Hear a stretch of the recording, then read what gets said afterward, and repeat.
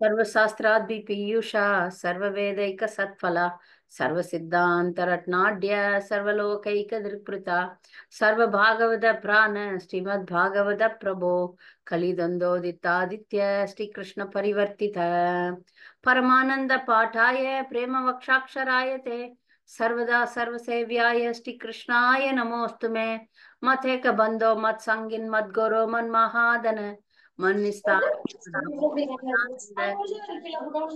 साधु साधु तदा इन अधिनोचता करा नामुंच कदाचिन माम பிரேம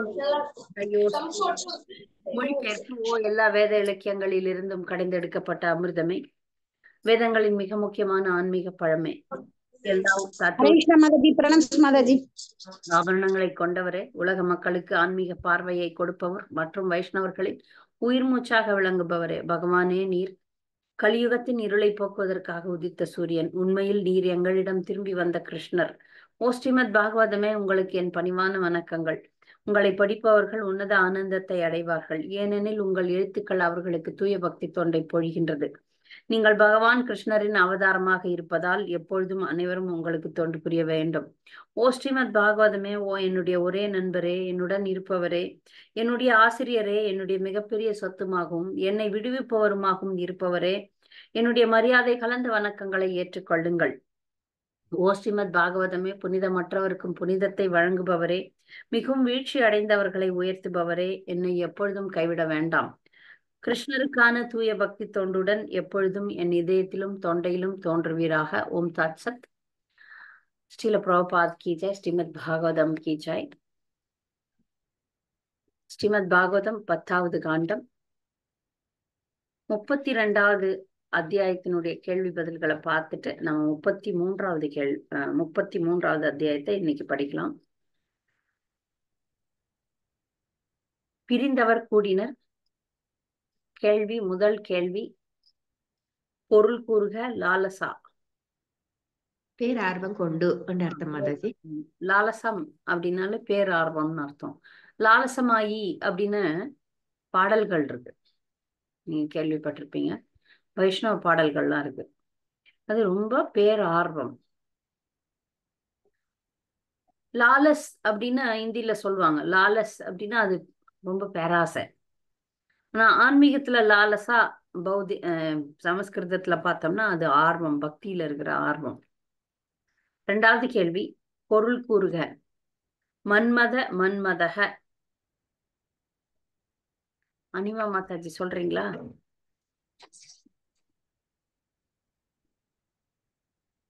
ஹரே கிருஷ்ணா மாதாஜி. பதில் சொல்றீங்களா 2வது கேள்விக்கு? மன்மதனின் மனதினையே மோகமுறச் செய்த கூடியவராக கோபியர்களின் முன்னே நேரே தோன்றினார். அதற்காக மன்மத மன்மதகன்னு சொல்றாங்க. கிருஷ்ணர் மன்மதனையே மயக்கக்கூடிய பெரிய மன்மதன். ஹரே கிருஷ்ணா. ஹரே கிருஷ்ணா. 3வது கேள்வி, ஸ்ரீ கிருஷ்ணர் திரும்பி வந்ததை கண்ட கோபியர் எப்படி உணர்ந்தனர்? ஹரே கிருஷ்ணா. நான் சொல்றேங்க மாதாஜி. சொல்லுங்க. பிரணாம்ஸ் மாதாஜி. தங்களின் உயிரின் மேலான கிருஷ்ணர் திரும்பி வந்ததை கண்டவுடன் கோபியர்கள் அனைவரும் உடனும் எழுந்து நின்றனர். அவர்கள் மீது கொண்ட அளவில்லா அன்பினால் அவர்களின் விழிகள் அகலமாக விரிந்தன. இது அவர்களின் உடலில் உயிர் காற்று மீண்டும் புகுந்தது போல இருந்தது. ஹரே கிருஷ்ணா. ஹரே கிருஷ்ணா. உயிர் போயிடுச்சுன்னு நினைக்கிற நேரத்துல உயிர் திரும்பி வந்ததுன்னா எப்படி இருக்கும்? அப்படி இருந்ததாம். நன்றி மாதாஜி. 4வது கேள்வி, ஸ்ரீ கிருஷ்ணரை கண் இமைக்காது உற்று நோக்கிய கோபி யார்? அதிர்ஷ்டசாலியான ஸ்ரீமதி ராதா ராணி. நன்றி மாதாஜி, சரியா சொன்னீங்க. 5வது கேள்வி, முதன்மையான 8 கோபிகள் யார்? சாந்தாமணி மாதாஜி, முதன்மையான 8 கோபிகள் யார்? பாக்குறேங்க மாதாஜி, ஒரே நிமிஷம். புக் எடுத்துங்க மாதாஜி. 5வதுங்க மாதாஜி. ஸ்ரீல விஸ்வநாத கோபியர்கள் இங்க அதிஷ்டாசுரன் அது இல்லைங்க. இல்ல மாதாஜி, முதன்மையான 8 கோபிகள். நீங்க மாயாப்பூர் வந்தீங்கனாலே அந்த மாயாப்பூர்ல இருக்கிற 8 கோபிகளையும் சொல்லலாம். ஹரே கிருஷ்ண மாதாஜி. எனக்கு தெரியும், சொல்லட்டா? சொல்லுங்க. லலிதா, விசாகா, சம்பகலதா, துங்க வித்யா, ரங்காதேவி, சுதேவி, சித்ரா தேவி, சித்ரா தேவி வராது, சித்ரா மட்டும்தான். சந்திராவளி, சியாமளா, ம் சைப்யா, பத்மா, ஸ்ரீராதா, லலிதா, விசாகா, பத்ரா. பத்ரா. ஹரே இது கிருஷ்ணா. புக்ல இருக்கிறது. இங்க இதுல இருக்கிறத தான் அவர் சொன்னார் விப்ரநாராயணன். சரிங்க. நம்ம மாயாப்பூர்ல இருக்கிற 8 பேரை இந்த பக்கம் இருந்து ஆரம்பிச்சோம்னா, இந்த பக்கம் வந்து துங்க வித்யா, சித்ரா, சம்பகலதா, லலிதா, ஸ்ரீகிருஷ்ணா, அப்புறம் ஸ்ரீமதி ராதாராணி. இந்த பக்கம் விஷாகா, விஷாக்காக்கு பக்கத்துல வந்து சுதேவி, ரங்கதேவி, இந்துலேகா. அடுத்த கேள்வி, 6வது கேள்வி. கோபியருள் தலை சிறந்தவர் யார்? பத்ம புராணம் மற்றும் பிரஹத் கௌதமிய தந்திரம் மேற்கோள் காட்டி கூறவும். சிவானி சொல்றீங்களா?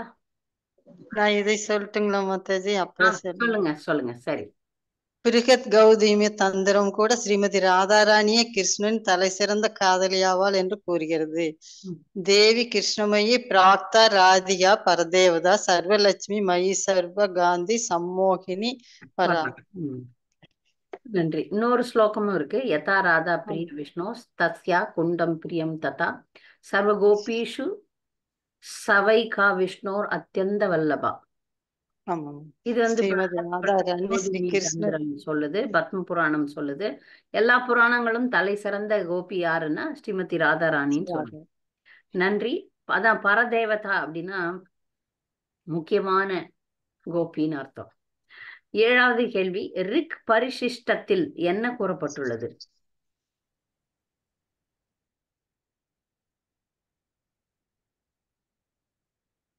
ஹரே கிருஷ்ணா.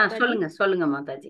அனைவரினும் ஸ்ரீமதி ராதாராணியுடன் இருக்கும் பொழுதே பகவான் ஸ்ரீ மாதவன் பெருங்கீர்த்தி உடையவராக விளங்குகிறார். ஏனென்றால் அவளே பகவானிடம் கீர்த்தி உடையவளாக இருக்கின்றார்.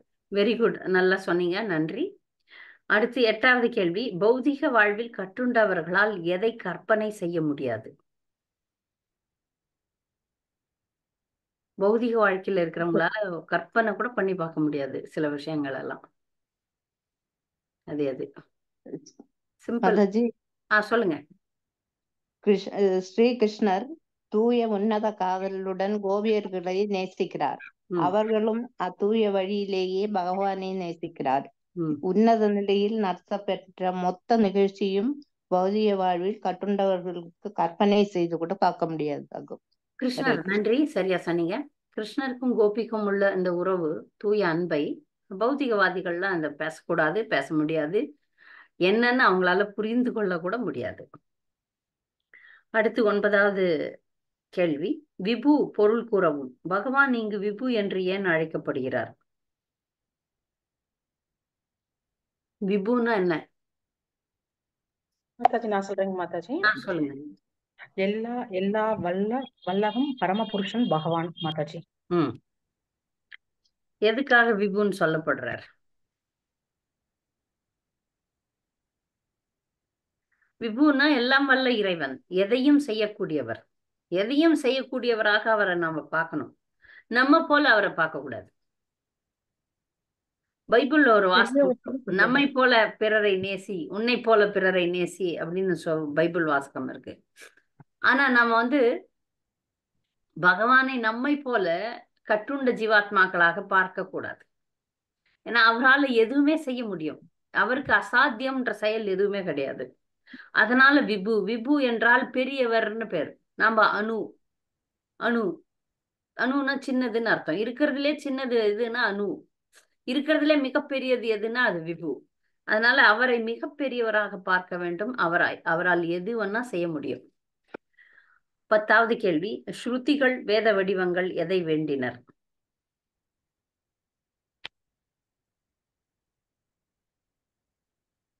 ஸ்ருதிச்சாரி கோபிகள். ஸ்ருதிகள் அப்படின்னாலே அவங்க வந்து ஸ்ருதிச்சாரி கோபிகள். அவங்க எதையோ வேண்டுறாங்க. வேத வடிவங்களே கோபிகளாக வந்திருக்காங்க, அவங்க ஏதோ வேண்டுறாங்க கிருஷ்ணர்கிட்ட. யாரும் படிக்கல போல் இருக்கு. சொல்லட்டேன் மாதாஜி? சொல்லுங்க. அடுத்த கல்பத்தில் அவர்கள் கோபியர்களாக மீண்டும் மாற வேண்டும் என்று வேண்டினர். நன்றி, சரியா சொன்னீங்க. அவங்க வந்து கோபிகள் போல எல்லா பக்தர்களுடைய தொண்டு மனப்பான்மை எப்படி இருக்கணும்னா கோபிகளை போல சேவை செய்ய வேண்டும் என்ற தொண்டு மனப்பான்மை வளர வேண்டும். நம்ம சம்பிரதாயமே அதுதான். கோபிகளினுடைய சேவகர்களாக மாற வேண்டும் என்பதே நம்முடைய சம்பிரதாயத்தினுடைய குறிக்கோள். 11வது கேள்வி, கோபியர்கள் பகவானை வழிபட்ட போது அவர் ஏன் தகதக என்று ஒளி வீசினார்? ஜெயசுபத்ரா மாதாஜி சொல்லுங்க. யோக சித்திகளின் தலைவர்களான சித்தர்கள் முழுமுதற் கடவுளான பகவான் கிருஷ்ணனுக்கு தங்கள் இதயங்களில் சிம்மாசனம் அழைத்துள்ளனர். ஆனால் அவரோ கோபியர்களின் கூட்டத்தில் அமர்ந்து கொண்டார். மூவுலகில் உள்ள அழகிற்கும் செல்வங்களுக்கும் உறைவிடமாக திகழும் அவரது உன்னத உடல் கோபியர்கள் அவரை வழிபட்ட பொழுது தகதகென்று ஒளி வீசியது. அதான் ஏன்? மதிஜி,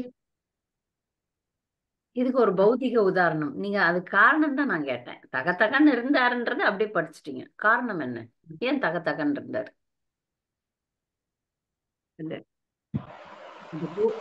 கோபியர்களோட விருப்பத்தை நிறைவேற்ற முதல் வந்தது மாதாஜி. அவர்கள் ஆசையை அவர் உணர்ந்து கொண்டாரோ அதனால மாதாஜி இப்படியெல்லாம் வந்தது. இது பொது கேள்விதான், புத்தகத்துல பதில் இல்ல இருந்தது மாதாஜி. முதல் முன்னுக்கு என்னமோ இருந்தது. அவங்களோட ஆசைய எப்படி அவங்க தன்னில பாசமா இருப்பாங்கன்றது உணர்ந்ததுனால அவர் தகதகன்று மின்னார்.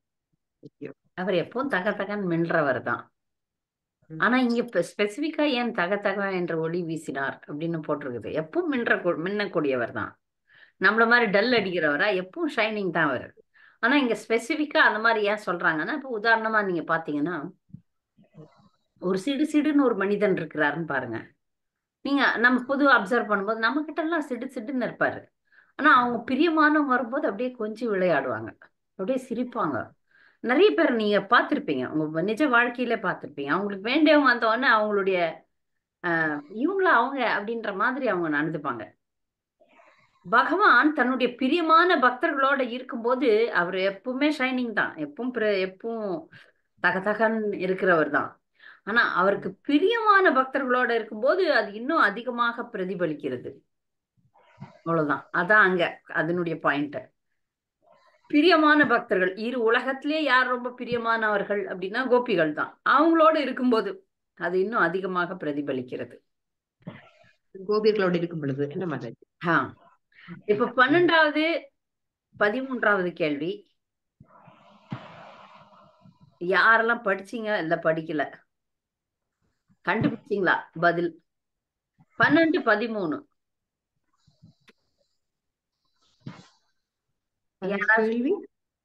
கேள்வி 12. ஒரு சிறுவன் தன் நிழலுடன் விளையாடும் உதாரணத்தை விளக்குக. யாராவது கண்டுபிடிச்சீங்களா பதில்?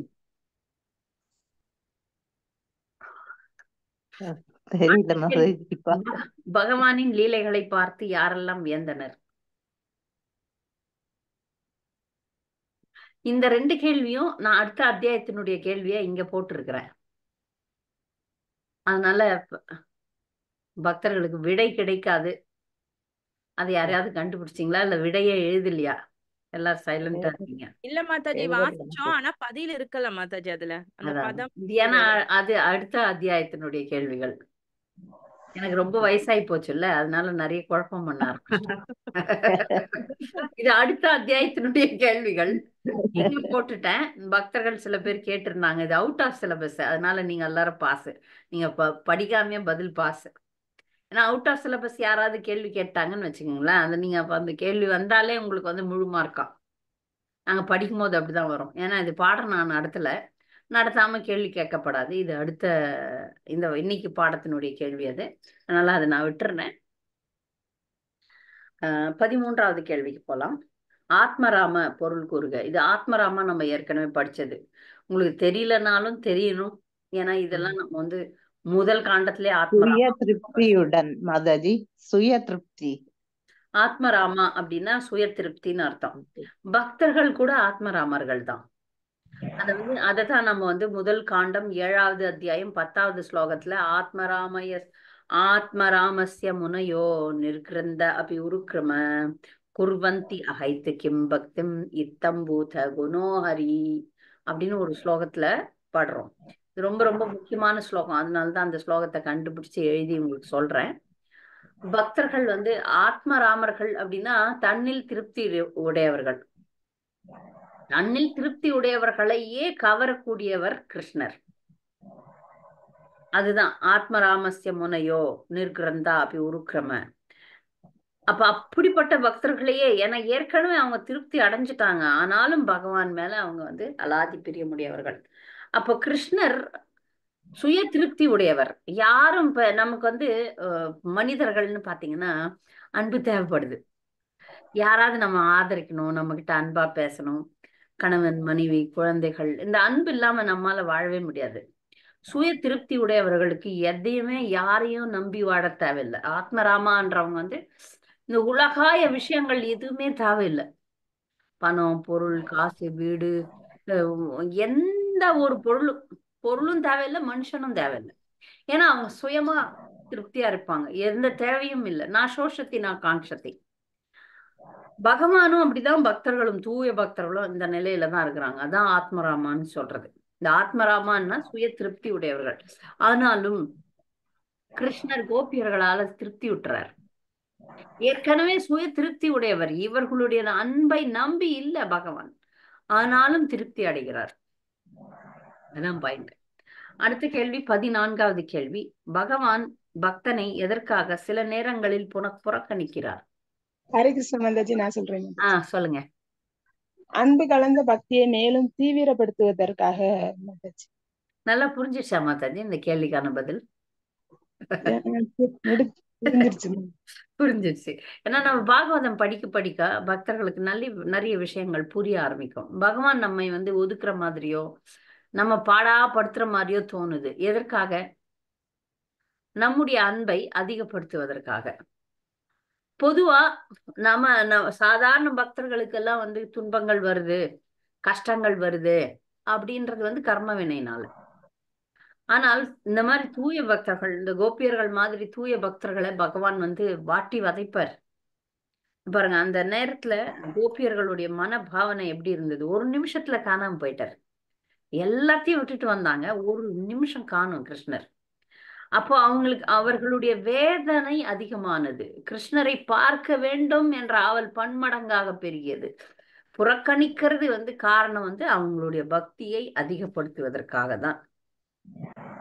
கிருஷ்ணரின் புறக்கணிப்பானது உண்மையில் அவரது சிந்தனையார்ந்த பதில் செய்தலும் நமது ஆழமான தூய விருப்பத்தினை நிறைவேற்றுதலும் ஆகும். பக்தர்களுடைய ஆழமான பிரார்த்தனைகளை நிறைவேற்றுறதுக்கு தான் புறக்கணிக்கிறாராம். அப்படி காட்டி அப்புறம் அன்பு அதிகப்படுத்துவார்.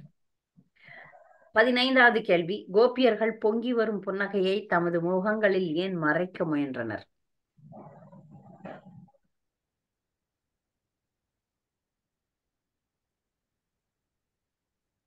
யாரும் படிக்கலையா? அதாவது வந்து மாதாஜி, பகவான் உரையாடி கொண்டிருந்த பொழுது அவர்கள் தங்களை அன்பு தொண்டின் நிறைவு நிலைக்கு இட்டு சென்று கொண்டிருக்கிறார் என்பதை கோபியர்கள் உணரத் தொடங்கினாலதான் அவங்க விளக்கப்பட்டாங்க. அதனாலதான் அவங்க அந்த புன்னகையை மறைக்க ஆரம்பிச்சாங்க. மிக உயர்ந்த நிலைக்கு கொண்டு போறாரு கிருஷ்ணர்ன்றதை உணர்ந்த அப்போ வந்து அந்த வரக்கூடிய அந்த ஆனந்தத்தை, அந்த புன்னகையை மறைத்துக் கொள்கிறார்கள். அடுத்த கேள்வி. நன்றி. அடுத்த கேள்வி. பகவான் ஏன் கோபியர்களின் பார்வையில் இருந்து மறைந்தார்? இதுக்கு நிறைய காரணம் இருக்கு.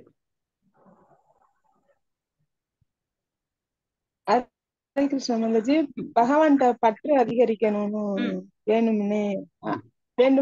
வேண்டும் என்பதற்காக இவ்வாறு நடந்து கொண்டார். கோபியர்களின் பற்றை அதிகரிப்பதற்காக. இன்னும் வேற?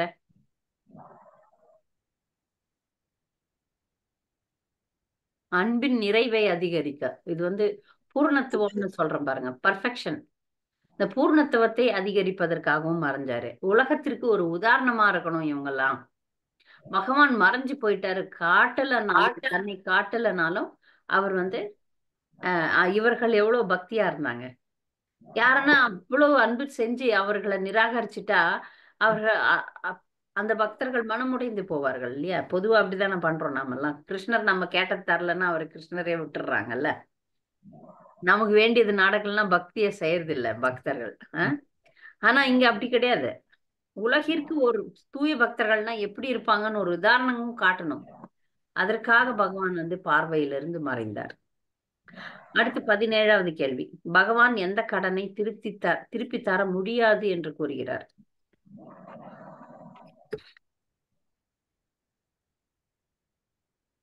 ஏ ராமா ஆயுட்காலம் முழுவதிலும் ராமண வண்ண முடியவனே ஏ விஷ்ணு ஆயுட்காலம் முழுவதிலும் உங்கள் குற்றமற்ற தொண்டிற்காக எனது கடனை என்னால் திருப்பி தர இயலாது.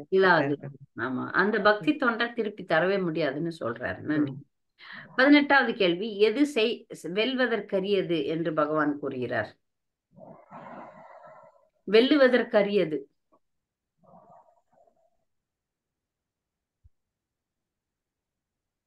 மாதாஜி 18வது கொஸ்டின், பகவான் எந்த கடனை திருப்பி தர முடியாது? அத இப்பதான் சொன்னோமே.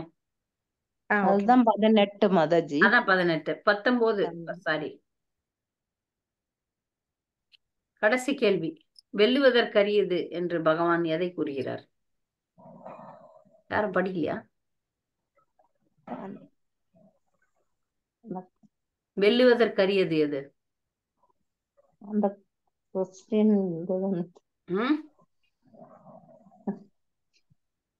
இல்லற சங்கிலிகள், இல்லற வாழ்வின் உறவுகளை துண்டிப்பது வெல்லுவதற்கரியது. இல்லற வாழ்வு வந்து ரொம்ப அதை துண்டிக்கிறதெல்லாம் ரொம்ப சுலபமான விஷயம் கிடையாது. அது வெல்லுவதற்கு அரியதுன்னு கிருஷ்ணர் சொல்றார். இந்த பாடத்துல யாருக்காவது ஏதாவது கேள்விகள் இருக்கா? அடுத்த பாடத்துக்கு போலாம் நம்ம. ஹரே கிருஷ்ணா. யாருக்காவது ஏதாவது கேள்விகள் இருக்கா? மாதாஜி ஹரே கிருஷ்ணா. மாதாஜி ஸ்ருதிகள்னு சொல்றது வேதங்களையா மாதாஜி? வேதங்கள் தானே? வேதங்கள் தான். இப்ப உதாரணமா இது எப்படி சொல்றதுன்னா, சுருதிச்சாரி கோபிகள் அப்படின்றது வேதங்களே கோபிகளாக வடிவெடுத்து வந்துச்சு. இப்ப மலை இருக்குன்னு பாத்தீங்க, அது இமயவான் அப்படின்னு ஒரு பர்சனாலிட்டி, ஒரு நபர். கங்கை ஒரு பர்சனாலிட்டி, கங்கை மாதா அப்படின்னு சொல்றோம், அந்த அம்மா ஒரு பர்சனாலிட்டி, ஒரு நபர். அது போல வேதங்கள்லாம் வடிவெடுத்து ஒரு நபர் ஆயிடுச்சு. அதான் ஸ்ருதிசாரி கோபிகள். வேதங்கள் தான் கோபியர்கள் தானே மாதாஜி? வேதங்கள் மட்டும் கோபியர்கள் இல்ல. நான் தான் கோபியர்களுடைய வகையே சொன்னேனே, 4 வகையான கோபிகள் இருந்தாங்கன்ட்டு. யாருக்கு ஞாபகம் இருக்கு? நான் திருப்பியும் பக்கத்து திருப்புறேன். 4 வகையான கோபிகள் இருக்கிறாங்க. அதுல சிருத்திச்சாரி கோபிகள், அப்புறம் அந்த தண்டகாரண்ய கோபிகள், அப்புறம் தேவ கன்னியர்கள், நிஜமான அந்த கோலோகத்துல இருக்கக்கூடிய கோபியர்கள். அதை வந்துட்டேன் நான். 4 வகையான கோபிகள் இருக்கிறாங்க. ஒண்ணு வேத வடிவங்கள் நம்ம பார்த்தது, தண்டகாரண்ய முனிவர்கள். இவங்கெல்லாம் சாதனை செய்து சித்தர்களாக மாறினாங்க. சாதன சித்தர்கள் ஞாபகம் இருக்கா? நித்திய சித்தர்கள். சாதன சித்தர்கள் எல்லாம் நம்மள மாதிரி அவங்க பக்தி செய்து அப்புறம் முக்தி அடையிறது, சித்தி அடையிறது, அது சாதன சித்தர்கள். நித்திய சித்தர்கள் எப்பொழுதும் கிருஷ்ணரோட இருக்கிறவங்க, கீழே வரவே மாட்டாங்க. கீழே வருவாங்கன்னா லீலைக்கு வருவாங்க, கிருஷ்ணரோட கிருஷ்ணரோட போவாங்க. அவங்க நம்மை போல விழுந்த ஆத்மாக்கள் கிடையாது. இப்ப 4 வகையான கோபியர்கள் இந்த குரூப்ல இருந்தாங்க. ஒண்ணு தண்டகாரண்ய முனிவர்கள் பார்த்தோம் ராமாயணத்துல. எல்லாருமே ராமரை கணவனாக காதலனாக அடைய விரும்பினாங்க. ஆனா அந்த பிறவில ராமர் ரொம்ப தீவிரமா இருந்தார். இப்பிறவியில் ஒண்ணுதான். மேலும் அவங்க எல்லாம் முனிவர்களா இருந்தாங்க. இப்ப அவங்களுக்கு வேற பிறவி கொடுக்கணும், அவங்க பெண்களாக மாறணும், கிருஷ்ணர் கணவனாகவோ காதலனாகவோ வரணும். அதனால கிருஷ்ணர் வரும்போது அவங்க எல்லாம் கோபிகளா வந்தாங்க. இது சாதன சித்தர்கள் பல ஜென்மங்களாக கிருஷ்ணரை அடைய வேண்டும் சொல்லிட்டு அதனுடைய முடிவில் அவர்கள் கோபிகளாக மாறினாங்க. இது தண்டகாரண்ய முனிவர்கள். வேத வடிவங்களே கோபியர்களாக வந்தாங்க. இவங்க 2 பேருமே சாதன சித்தர்கள் தான். ஆனா நித்திய சித்தர்கள் யாருன்னு பார்த்தா ஆயர்களின் புதல்விகள். இந்த கோகுலத்துல பிறந்திருந்தாங்க பாருங்க, அந்த கோபிகள்லாம் சில முக்கியமான ஆயர்களுடைய பெண்கள்லாம் நித்திய சித்தர்கள். கிருஷ்ணரோட லீலை புரிய வந்தாங்களே அவங்க. அதோட தேவமங்கையர், சில தேவமங்கையர்கள்லாம் கோபியர்களா வந்தாங்க. சில பேர் கிருஷ்ணருடைய நித்திய சகாக்கள். அவங்க கிருஷ்ணர் ஏதாவது வேலை கொடுத்தா செய்வாங்க, எப்போது லீலை புரிய வரணும்னா வருவாங்க. இப்ப பாண்டவர்கள் மாதிரின்னு வச்சுக்கோங்களேன். ஆனா பாண்டவர்கள் கோபியர்கள் கிடையாது, பாண்டவர்கள் நித்திய சூரிகள், எப்போதும் கிருஷ்ணரோட இருக்கக்கூடியவர்கள். புரிஞ்சுதாம்மா? புரிஞ்சுது மாதாஜி. தேங்க்யூ மாதாஜி. மாதாஜி தேவ மங்கையர்ண்டா தேவ உலகத்துல இருந்து வரவங்களா மாதாஜி? தேவ மங்கையர் அது என்னுடைய புரிதல் எப்படின்னா, தேவர்கள்லாம் கூட கிருஷ்ணருடைய பக்தர்கள் தான். சில பேர் வந்து பௌதிகவாதிகள், சில பேர் ஆன்மீகவாதிகள், முழுசா கிருஷ்ணருடைய கட்டுப்பாட்டின் கீழ் இருப்பவர்கள். சில தூய பக்தர்களையும் தேவர்களா ஆக்குவார் கிருஷ்ணர். புரியுதா உங்களுக்கு? இந்த உலகத்துல வேலை செய்யறதுக்காக அனுப்புவார். அவங்க நித்திய சூரிகளாகவும் இருக்கலாம். தேவர்கள் பொதுவா வந்து கலப்படமான பக்தர்கள் தான். ஆனா இந்த இடத்துல என்னுடைய புரிதல் என்னன்னா அவங்க வந்து தூய பக்தர்கள்.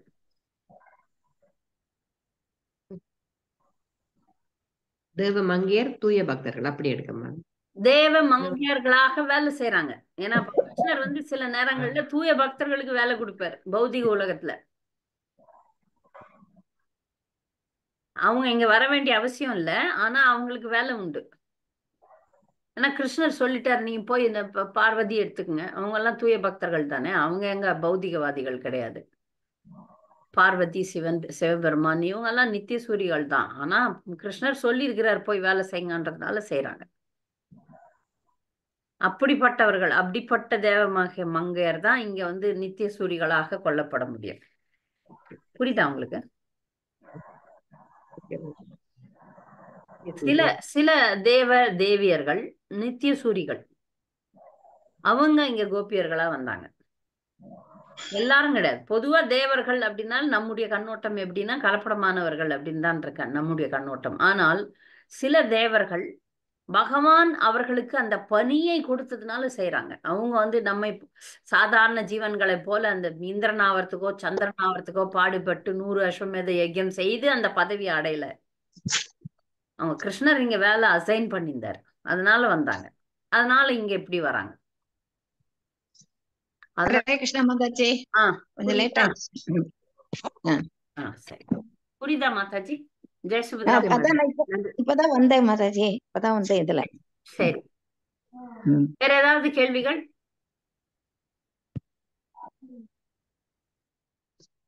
மஞ்சரிகள் வந்து கோபியர்களுக்கு சேவை செய்யறார்களா மாதாஜி அன்னைக்கு? ஆமா, இப்ப வந்து கோபியர்கள் அவங்க எல்லாம் கூட நித்திய சூரிகள் தான். அந்த கோபியினுடைய வட்டம் வட்டமா இருக்கும் மாதாஜி. முதல் ராதாராணி கிருஷ்ணர் இருப்பாங்க, அவங்களை சுத்தி முக்கியமான கோபிகள் இருப்பாங்க, அந்த கோபிகளை சுத்தி இன்னும் முக்கியமான கோபிகள், அப்படியே ஒரு வட்டம் பெருசா இருந்துனே போகும். மணி மஞ்சரி அப்படின்னு சொல்லிட்டு மஞ்சரி மணி மஞ்சரின்னு பேர் உண்டு. அதெல்லாம் பிரபுபாதாவன் மாதாஜி மஞ்சரிகளுக்கு சேவை செய்யறாங்க. அப்படிதான் சொன்னாங்க. மீன்ஸ் கோபியர்களுடைய தொண்டர் தான் அப்படின்னு சொன்னாங்க. மஞ்சரின்னு தான் சொல்றாங்க. நித்திய சூரி தான் பிரபுபாதர், நித்திய சூரி. ஆனா சாதாரண ஜீவாத்மா மாதிரி வந்து இல்லைன்னா இவ்வளவு பெரிய சக்தி எல்லாம் பண்ண முடியாது. சாதாரண ஜீவர்களால இவ்வளவு பெரிய அசாதாரணமான செயல்கள் எல்லாம் பண்ண முடியாது. அவர் நித்திய சூரி தான் பிரபுபாதர், அதனால்தான் ஆச்சாரியன் நமக்கு. அதனால்தான் நம்ம சாண்டிங் பண்ற மாலையில சில மாலைகள்லாம் கொஞ்சம் பெருசா இருக்கு, சில மணிகள். அதுதான் காரணமா மாதாஜி? அந்த மாலைகள் வந்து 108 மாலைகள் மணிகள்ல ஆரம்பத்துல வந்து பெருசு பெருசா இருக்கும், சின்ன சின்னதா இருக்கும். அதாவது அந்த முதல் 8 மணி வந்து 8 கோபிகளை கொள்ளும். 108 கோபி தான், அதுல முதல் 8 மணி வந்து 8 கோபிகள், முக்கியமான 8 கோபிகள் அப்படின்னு சொல்லுது. பெருசாயி சின்னதா வரும், சின்னதாயி பெருசா போகும், அப்படிதான். இதனுடைய அர்த்தம் எனக்கு தெரியாது, ஏன் அப்படி பெருசு பெருசா இருக்கு, ஒரு சிலது சின்ன சின்னதா இருக்குன்னு. அப்படி படிப்படியா சின்னதா வந்துரும். அது எனக்கு தெரியாது எதுக்குன்னு, நான் கண்டுபிடிச்சு வேணா சொல்றேன். ஆனா அந்த 108 கோபிகளை குறிக்கும் அப்படின்னு சொல்றாங்க. அந்த 109வது இருக்கக்கூடியது கிருஷ்ணருடைய மணி, அது நம்ம தொடர்றது இல்ல. ஹரே கிருஷ்ணா. மாதாஜி, எனக்கு 11 மணிக்கு தானே மாதாஜி கிளாஸ் போட்டிருக்கீங்க, முதல்ல ஸ்டார்ட் பண்ணிட்டீங்களா? ஹரே கிருஷ்ணா. ஓ, அது போன வாரம் மெசேஜ் அப்படியே போட்டிருக்கிறேன், மன்னிக்கணும். நான் இப்பதான் ஜாயின் பண்ணேன். சரி. இன்னைக்கு யாரும் வரலையேன்னு பார்த்தேன், மன்னிக்கணும். நான் அந்த டைம் அப்படியே போட்டேன். ஸ்நான யாத்திரான்னு பாத்துருந்தீங்க, அப்ப பார்த்தா என்ன 2 வாட்டி பகவான் குளிக்கிறாரா? இல்ல, போன வாரமே ஸ்நான யாத்திரா. ஓ சரி, அதனாலதான் நானும் லேட் ஆகிட்டேன் இன்னைக்கு வர. கேள்வி பதில்கள்லாம் முடிஞ்சிடுச்சு, மன்னிக்க வேண்டும். அதுதான் மாதாஜி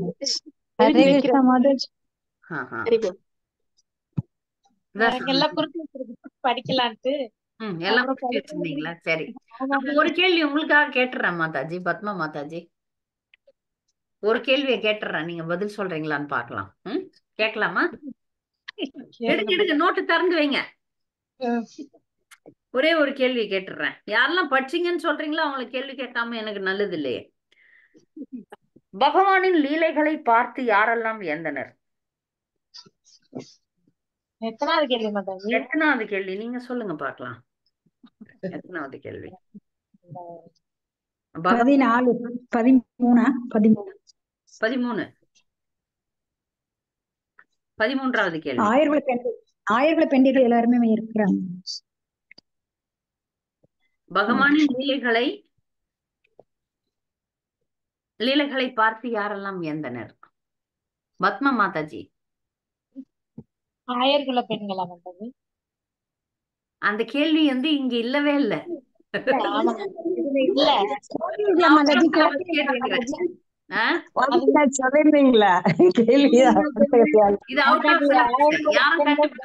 கண்டுபிடிக்கலையா மிஸ்?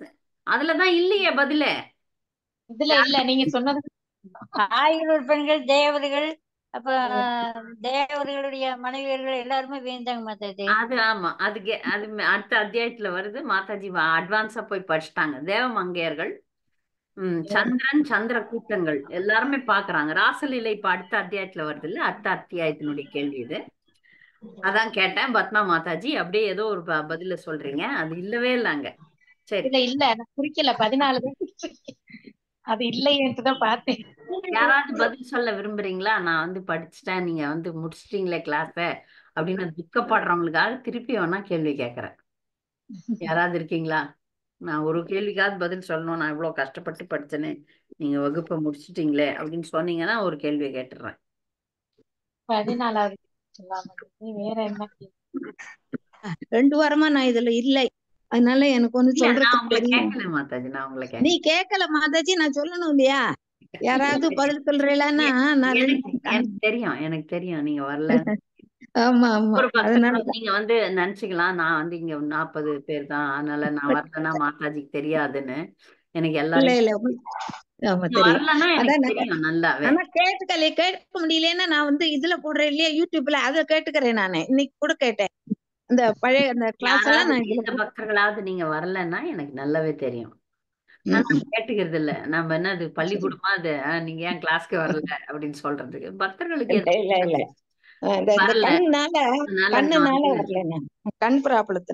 பல பிரச்சனைகள்ல சிக்கி இருக்கிறோம், அதனால வரல. நானும் வரல மாதாஜி போன கிழமை. தெரியும் தெரியும் தெரியும் மாதாஜி, எனக்கு ஒரு சின்ன ப்ராப்ளம் இருந்துச்சு, நான் அவங்களோட பேசுறேன் அப்புறமேல. மாதாஜி 12வது क्वेश्चनக்கு என்ன ஆன்சர் மாதாஜி? ஒரு சிறுவன் தனது நிழலுடன் விளையாடுகிறான். அடுத்த வாரம், இந்த வாரம் பாடம் நடத்திடுறேன். அந்த क्वेश्चनக்கு ஆன்சர் அது தெரியல மாதாஜி. நிறைய பக்தர்கள் கேட்டுட்டாங்க என்ன மாதாஜி, அந்த அவுட் ஆஃப் சிலபஸ். அது அடுத்த அத்தியாயத்தினுடைய கேள்விகளை இந்த அத்தியாயத்துல நான் போட்டுட்டேன் தெரியாமல். 13, 2 ஆமா ஆமா கரெக்ட். நாங்கெல்லாம் இப்பதான் ஜாயின் பண்ணோம், அதனாலதான் இப்ப நான் பாடம் ஜாயின் பண்ணேன். மன்னிக்கணும், நான் தவறுதலா மெசேஜ் போட்டுட்டேன். அது 10:30 மணி கிளாஸ் தான், 11 மணின்னு போன வார கிளாஸ் அப்படியே கட் பேஸ்ட் பண்ணி டைப் அடிக்கிறதுக்கு சோம்பேறித்தனம் பண்ணிட்டு அதை பார்க்காம போட்டுட்டேன். நிறைய மறதிகள் இருக்கு, மன்னிக்க வேண்டும் பக்தர்கள். போன வாரம் வரல, அதனாலதான் 11 மணி நினைச்சிட்டு நாங்க வரல 10 மணி கிளாஸ்க்கு. ஆமா, அதான் நானும் 11 மணி தானேன்னுட்டு அசால்ட்டா இருந்துட்டேன். இனிமேல் நான் கவனமாக மெசேஜ் போடுறேன். நான் போன வாரம் போட்ட மெசேஜ அப்படியே கண்ணை மூடின்னு அப்படியே கட் பண்ணி போட்டேன். கேட்டேங்க, ஸ்நானத்தை முடிஞ்சதுன்னா அவங்க வீட்டுல ஏதோ ஜெகநாதன் வச்சுக்கிறாரு பண்ணுவாருமா அப்படின்னு சொன்னாங்க அவங்க. நான் சனிக்கிழமை அந்த மாதிரி எல்லாம் பண்ணவே மாட்டேன், கண்டிப்பா இருக்கவே மாட்டேன். ஹரே கிருஷ்ணா மாதாஜி. நான் என்ன நினைச்சேன்னா போன வாரம் வேற கோயில்ல ஸ்நான யாத்திரை, இந்த வாரம் வேற கோயில்ல